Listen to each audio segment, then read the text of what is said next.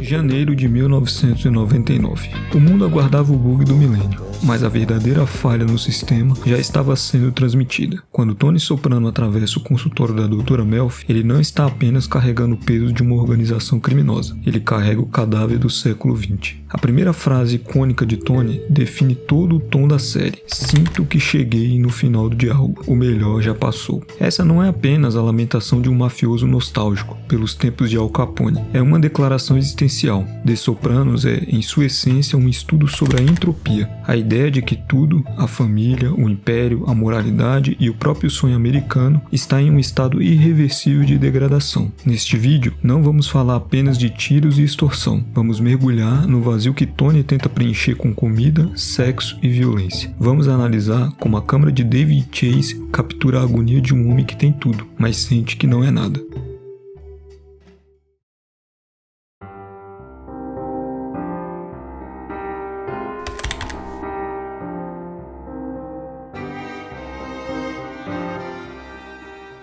Albert Camus escreveu que devemos imaginar Sísifo feliz, enquanto ele empurra sua pedra montanha acima, sabendo que ela cairá novamente. Tony Soprano é o Sísifo do subúrbio. Sua pedra é a manutenção de uma fachada de normalidade, enquanto gerencia a barbárie. A filosofia aqui é o absurdismo. Observem a recorrência dos patos na piscina na primeira temporada. Eles representam a única forma de amor puro e sem exigências que Tony consegue conceber. Quando eles voam embora, Tony tem seu primeiro ataque de pânico.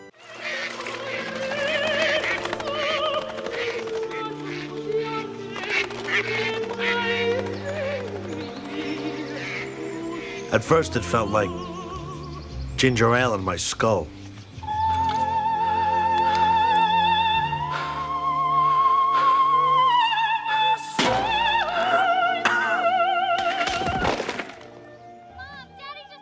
Por quê? Porque os patos são a prova de que a vida tem um fluxo natural, que ele não pode controlar. A depressão de Tony é filosófica. Ele sofre de um mal-estar que a psicanálise tenta curar, mas que a filosofia apenas observa. A percepção de que a estrutura moral que herdamos de nossos antepassados, o código de honra da máfia ou os valores familiares cristãos, é uma casca vazia. Tony mata e chora no mesmo episódio. Não porque é um hipócrita simples, mas porque ele está preso em um sistema de crenças que ele mesmo não consegue mais respeitar. Ele é um homem moderno, forçado a viver por regras medievais, em um mundo que não se importa mais com nenhuma das duas.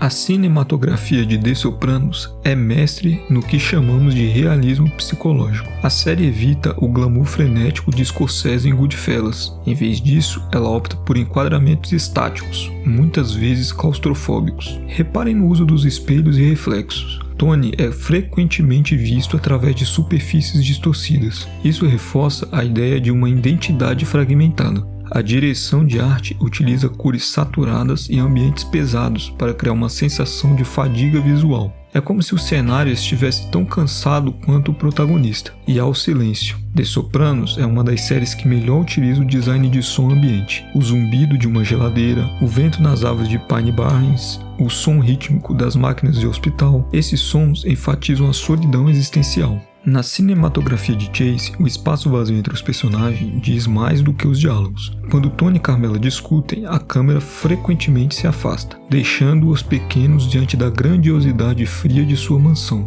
A arquitetura aqui é uma prisão de luxo, e a luz solar de New Jersey nunca parece realmente aquecer os personagens. Ela apenas revela suas rugas e imperfeições.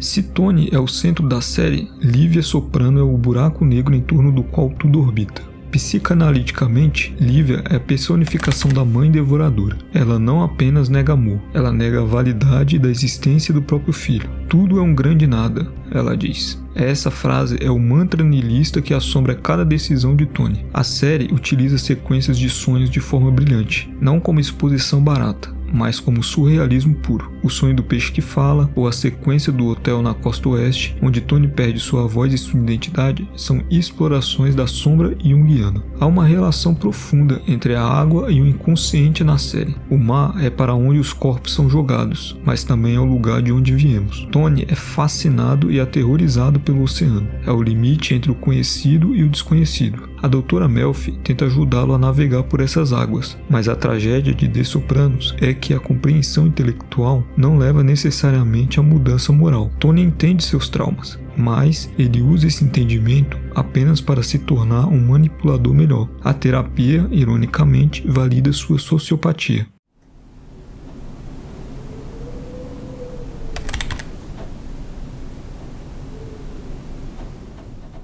O final de The Sopranos é talvez o momento mais audacioso da história da imagem em movimento. Por anos, o público debateu: Tony morreu ou não?